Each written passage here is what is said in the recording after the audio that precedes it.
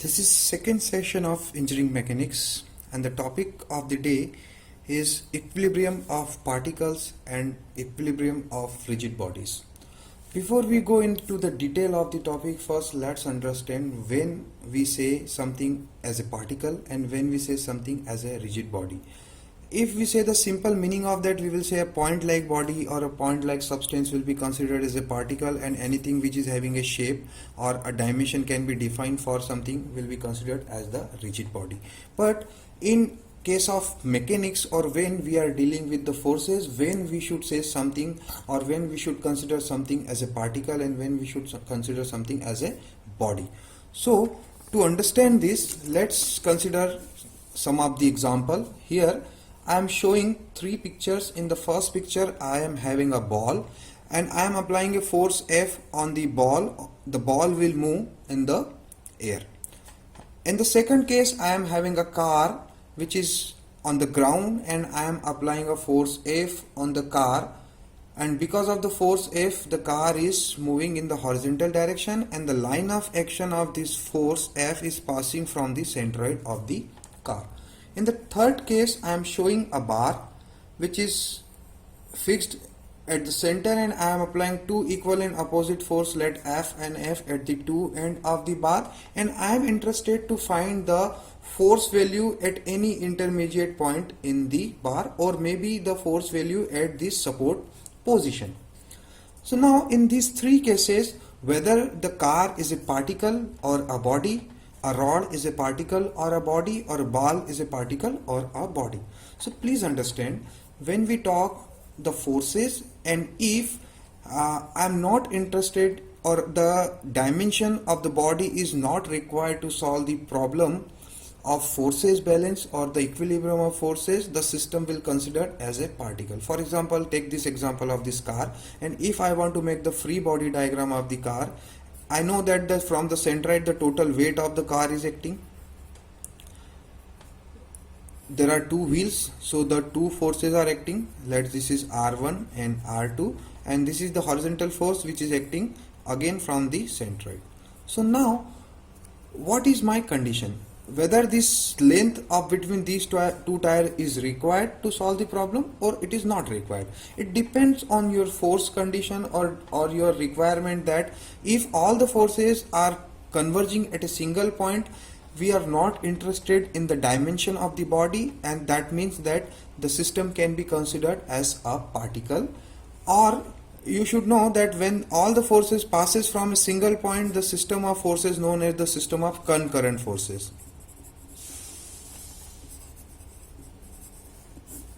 So when we are dealing with the concurrent forces, the system will become a point because all the forces passes from a single point, and in that case we are not interested in the dimension of the body. We are simply considering the total mass of the body is focused at a single point and all the forces are also acting at a single point. The system is like a particle. For example, let's take 2-3 more examples. Suppose I am having a car and I suspended the car using the 4 chains, and I am interested to find the total force acting in this hook. So when I will make the free body diagram of this hook point, I know that there are 4 different forces acting. One of the force and another force is because of the reaction. All the 5 forces can be converged at a single point, so I am not interested in the dimension of the car and my system will become as a particle system. This particle and body can be clearly identified when I will take a cantilevered beam. Suppose I am having a cantilevered beam of length L and I am applying a force F axially on the bar, and I am interested to find the forces at any intermediate point in the bar or at the support. So I know that if I want to find a force here, the force is passing from this point and I am not interested, or I don't require the length dimension of the bar. That means the bar can be considered as a single mass M, and here is the reaction coming from the support and here is the force coming because of the external force. But if I am having a force which is acting in the transverse direction of the bar and I am interested to find the forces at this point or the reaction at this point, here if I want to find what are the different forces acting at a distance x from the force, that means what I need, I have to multiply the F into x, then I will get a moment M which will be Fx, as well as I have to find the force value. So if the dimension of the system is required, then the system is a body, and if it is not required, that means it's a particle. There are different ways to consider that. If all the forces are converging at a single point, that means it will be a particle. If I don't require the dimension, that means I am not interested, or the total dimension or the total size can be converged at a single point or at a single mass point, and I will be able to get the equilibrium of the system. In this session, we are going to mainly focus the equilibrium of the particle. In our next session, we will study the equilibrium of rigid body. So again, I am representing that now if it's a system of particle, which may be the two-dimensional system or a three-dimensional system. For example, the forces are in a single plane, then all the forces can be resolved in a single plane, and that the system is known as the system of coplanar forces. As I know that I am taking the particle, then definitely it will be a system of concurrent forces. This is the example of a three-dimensional case. The figure is showing that suppose I am having a ground which is defined by the two axes x and y, and a vertical axis which is defined by the z, and I am having a pole standing vertically on the ground, and there are three wires connected to the tip of the pole. This is my point O. So OC, OB and OA are the three wires which is connected at the tip of the pole, and I am interested to find the net force because of the tension of these three wires. That means when I will resolve the forces, my system cannot be resolved in a single plane, and I have to consider the three-dimensional forces. So such system which is having concurrent forces, so because all the forces are converging at a single point, but the system is not the coplanar forces. This is three-dimensional system. And what we do generally, whenever we are having a two-dimensional system, we generally follow the scalar approach. But when we have a system of three-dimensional forces, we generally follow the vector approach. We will see why we follow the scalar approach and the vector approach, because the mathematical calculation becomes easy if we are using the scalar. And it is possible to apply the scalar approach for the two-dimensional forces, but in case of three-dimensional forces, if we apply the scalar approach, the problem becomes more complicated, and the vector approach are better approach. So now let's formally start that we are going to study the equilibrium of particle, and before we solve the equilibrium of particle, let's again understand how we can make the free body diagram of a particle, or how we can make the free body diagram of a point. So consider a case of static equilibrium of a particle. That means the particle may be in the rest, or the particle may be having constant velocity, and I am interested to write the equation for the static equilibrium. Let me define the equilibrium again. Equilibrium may be static or equilibrium may be dynamic. If my equilibrium is static, that means the system may be in the rest position or may be having a constant velocity. And in this case, I can simply add the forces, and the net forces will be 0 as well as net moment will be 0. This is the basic equation of equilibrium for a system which is having static equilibrium. Again, if the system is only system of particle, I am not interested in movement and my force equation is sufficient.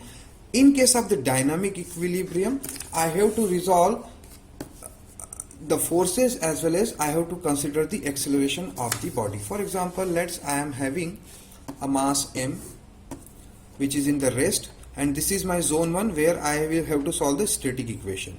When I will apply a force F on the body, the mass will move from this position to the next position, and suppose this is point 1, this is point 2, this is point 3, and this is point 4. Initially it is in the rest position. Into I am applying a force F. When the mass reaches to point 3, again I am removing my force. Now at this point the force will be removed from the body. And after this, because of the system will possess some velocity, it will continue to slide, and assume there is no friction. So if there is no friction, there is no resistance, the mass will continue to move up to the infinite distance with a constant velocity. So let's divide the total system. This is my zone 1 where the system in the rest position. When I apply force F and system moves and system having an acceleration A, the second zone is basically the dynamic zone.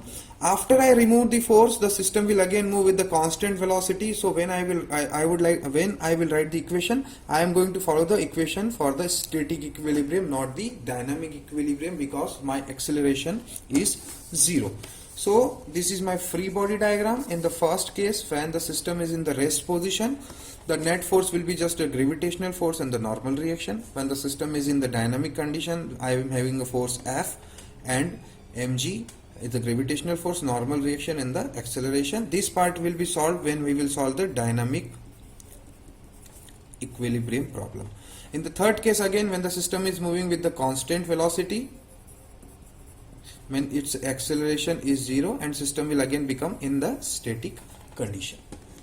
So when we are having a system in the static condition, what we do? We simply total summation of forces will be 0 and total summation of movement will also be 0. This is the basic equation to solve for static equilibrium condition. Now let's take a problem that I am having a pulley A and there are two strings having tension T and T, and angle between the two string is theta degree. And suppose I want to make the free body diagram of point A. So my free body diagram will be what? There will be one force T, another force T, and the resultant of these two forces will basically act in this direction, but when I am making the free body diagram of point A, that means these two forces are acting on A and a third force which is coming from the base to point A. So that will be in this direction, which is equal and opposite to the resultant of these two tension. Please understand that I am having a pulley which is fixed or pinned at point A. There are two forces T acting with an angle theta degree, and I am interested to find or write the free body diagram of point A or particle A, because all the forces can be considered on point A. So the resultant of these two forces will be R there, but this R actually acting on point A and equal and opposite force applied at point A because of the support. So the net free body diagram of point A will be T force and the reaction force, which will be equal to the point R. At this point, someone may have a doubt that why we are not taking the radius of the pulley in the consideration. It is not like that.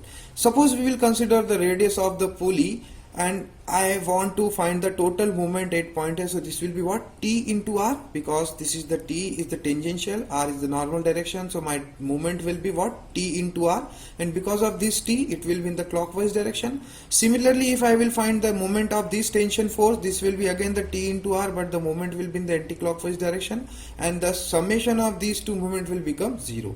So ultimately again, my moment equation will be 0, only force equation will survive.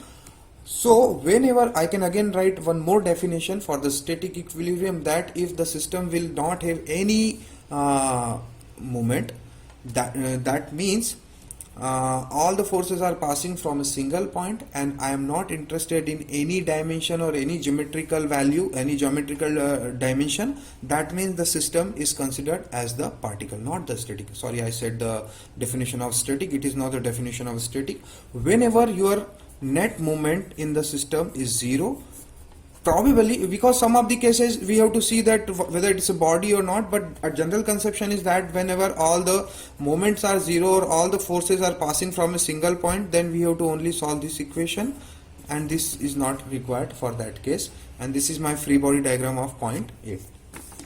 So now let's see one more problem. Suppose I am having two cylindrical body A and B having in an enclosure in this way, and I am interested to find the forces on the cylinder from this point, from this point, from this point, from this point, and many more. So what would be my job? If I want to make the free body diagram of this cylinder A, I have to make the separate cylinder A, and I have to remove all three joints, and those three joints will be replaced by three forces. So basic approach of making a free body diagram is what? You have to remove, or you have to take the body separate and all the supports will be replaced by some of the forces. So now let's make the free body diagram of these two cylinders. This is my first free body diagram. If I am making the free body diagram of A, this is the free body diagram of A. One force is coming from this side, which is coming here, second force is here, third force is coming from this cylinder, and fourth will be the gravitational force. So all the forces are passing from the single point, which is the center of the cylinder, and therefore I am not interested in the radius of the cylinder, and all the forces are passing from a single point, so it is a particle. Similarly, if I want to make the free body diagram of second cylinder, there will be equal and opposite force of this. Suppose this is R1, so this will be R1 but equal and opposite. This is the gravitational force of the second cylinder, and this will be the forces coming from this form. We'll solve some more problems, so we will be able to understand the concept of free body diagram when we are having the cylindrical body. Let's solve this problem. Suppose I am having three cylinder X, Y and Z. Having this configuration, the mass of the top cylinder is 2 kilonewton, the bottom cylinder having total weight, not the mass, 1 kilonewton and 1 kilonewton. Radius of all three cylinders are 15 centimeter. Even though I have made the cylinder larger, but geometrically its radius is given 15 centimeter, so all the three cylinders have the radius 15 centimeter, and I need the bottom two cylinders are connected with a string XY. If the string will not be there, when I will put a cylinder here and there is no friction, these two cylinders will go apart and the third cylinder will comes down. But because of this string, the top cylinder is applying two forces, one is in this direction, another one is this direction, and these two forces are generating a tension in the string, so that if I know these two forces, the horizontal component of these two forces will be balanced by the tension in the string, and the vertical component of these three will be balanced by this normal reaction. So if I am interested to find the reaction at point A, B, C, D, as well as I am interested to find the tension in the string, I have to make the free body diagram of individual cylinders, and the distance between the X, Y is given 40 centimeters. So now first let's make the free body diagram of the three cylinder. Here is the free body diagram of three cylinder. For cylinder 1, which is having X, this will be the normal reaction from the ground. This is the mass or the weight of the cylinder which is acting in the downward direction. Let's be having that the reaction between X and Z is defined by the Rxz. So the force Rxz will act towards the center of the cylinder X. Please remember, whenever we make the free body diagram, we consider the force acting on the body, not the force applied by the body. Suppose if you will make a free body diagram where you will say this is the gravitational force, this is the normal reaction, this is the tension, and this is the force Rxy, so it will be wrong. Why? Because we are interested in the force acting on body X, not by the body A. So this Rxy is basically applied by the top cylinder to the lower cylinder, and this is the free body diagram of X cylinder. This is the tension which is acting in this direction. Similarly, the system is symmetric, the system for the Y, and equal similar kind of free body diagram will be made. This is the normal reaction N2, this is the weight, this is the tension, and this is the force Ryz acting because of the top cylinder. When I will make the free body diagram of the top cylinder, this Rxz equal and opposite here, Ryz equal and opposite here, and the gravitational force which is acting in the downward direction. Now if I will separate out the first cylinder, this is the free body diagram of the first cylinder which I have made separately here, and I am interested to write the equation for this cylinder. So what I need to do, I have to resolve all the forces in the horizontal direction and all the forces in the vertical direction. But to resolve the forces, I should know this angle theta, because it is not given, and which can be calculated using this geometry. As this is the 40 centimeter, I know that the sum of the two radius will be 30 centimeter. So if I will consider this right angle triangle, this is my 20 centimeter distance, this is my 30 centimeter distance, and if I will consider the cos theta, this theta is coming out as 48 degree approximately. It is having some value 48 point something, but I am taking it as a 48 degree. So my theta is coming out 48 degree. So when I will write the equation for this cylinder, my horizontal forces will be what? T minus Rxz cos theta, because the horizontal component of this force will be Rxz cos theta. So this is my first equation. When I will balance the vertical forces, normal reaction is acting N1, this is acting in the vertical direction, and mg, which is acting in the downward direction. I know this mg is 1 kilonewton here, and Rxz sine theta, which is also acting in the downward direction. So this is my second equation.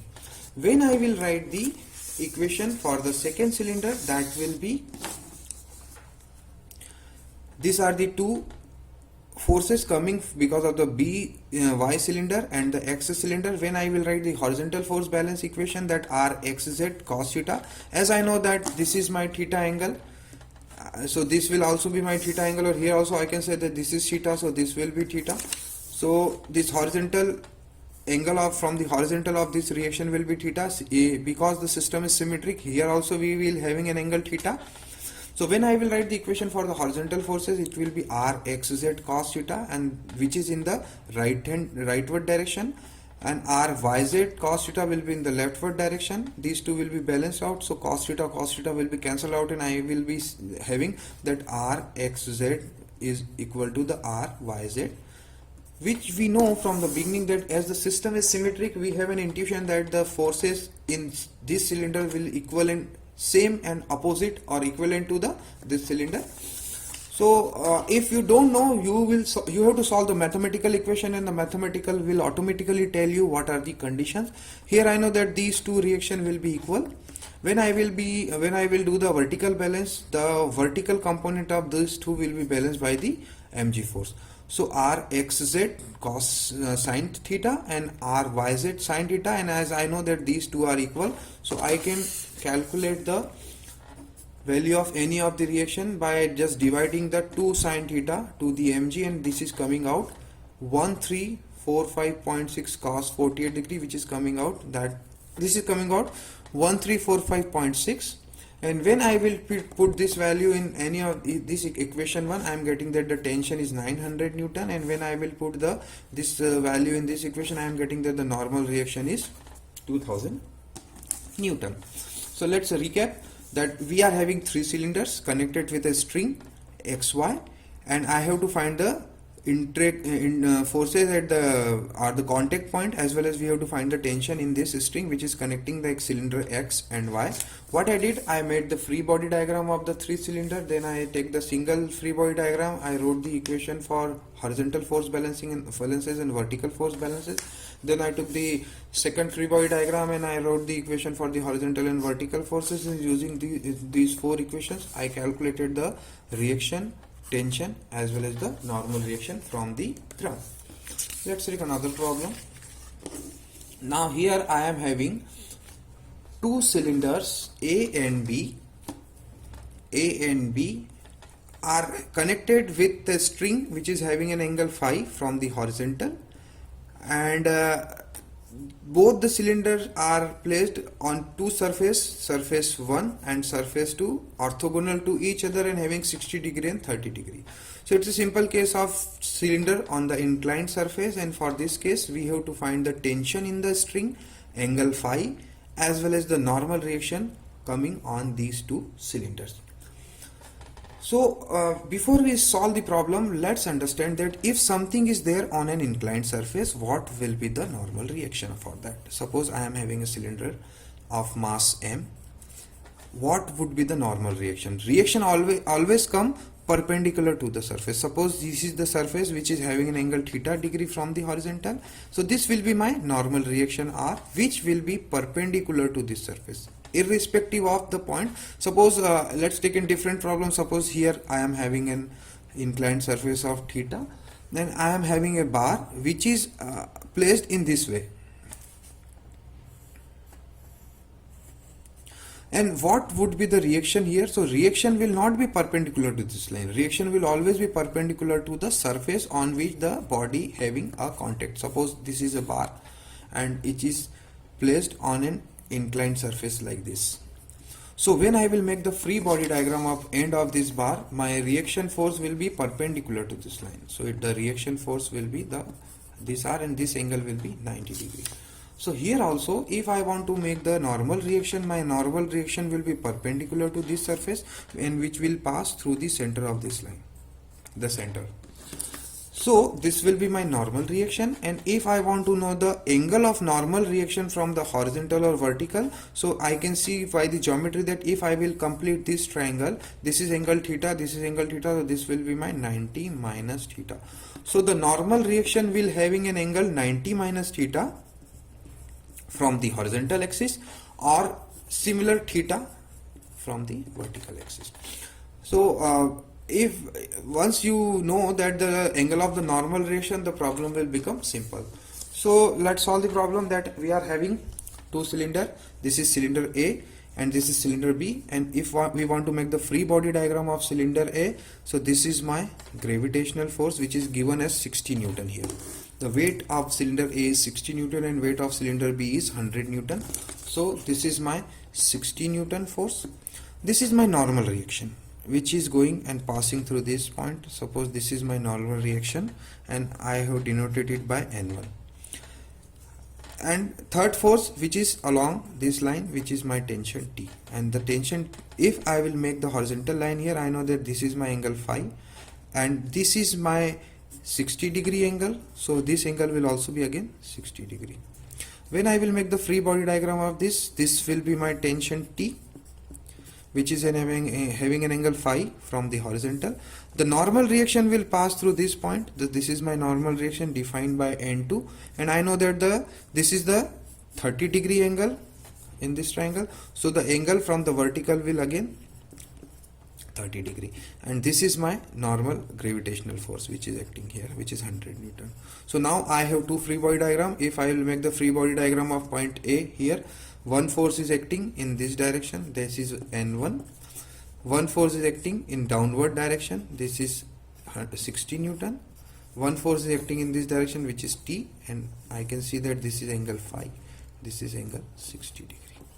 If I will make the free body diagram of point B here, it will be like that. One force is acting in normal direction, this is N2. One force is T, which is at angle phi, this is at angle 30 degree, and third force is acting in the downward direction, which is 100 Newton. So when I will use the scalar approach and I will write the equation for these two free body diagram, these are my equations for this system. Horizontal forces will be T cos phi and minus N1 sin 60 degree. Vertical forces will be T sin phi, N1 cos 60 and minus M1G, which is nothing but the 60 Newton. And for this second free body diagram, these are the equations. Vertical force, horizontal force balance will be N2 sin 30, because I know this angle is 30 degree, and T cos phi, which is in the leftward direction, so minus sign is coming out. When we will balance the vertical forces, Mg is acting in the downward direction, component of T is also acting in the downward direction, so minus T sin phi and minus M2G, and the vertical component for this component of this N2 in vertical direction is acting in the upward direction, so N2 cos 30. These are my four equations, 1, 2, 3 and 4. And when there are four unknowns. Unknowns are T, phi, N1 and N2, and these four can be solved. Here you can see that first I will add up the equation 1 and 2, and from that I will get this equation, which is the relation between N1 and N2. When I will add equation 2 and 4, I am getting this equation, and we can put this value in this equation, and by putting this value, these are the four answers for the N1, N2, phi and T. Now, yeah, thank you.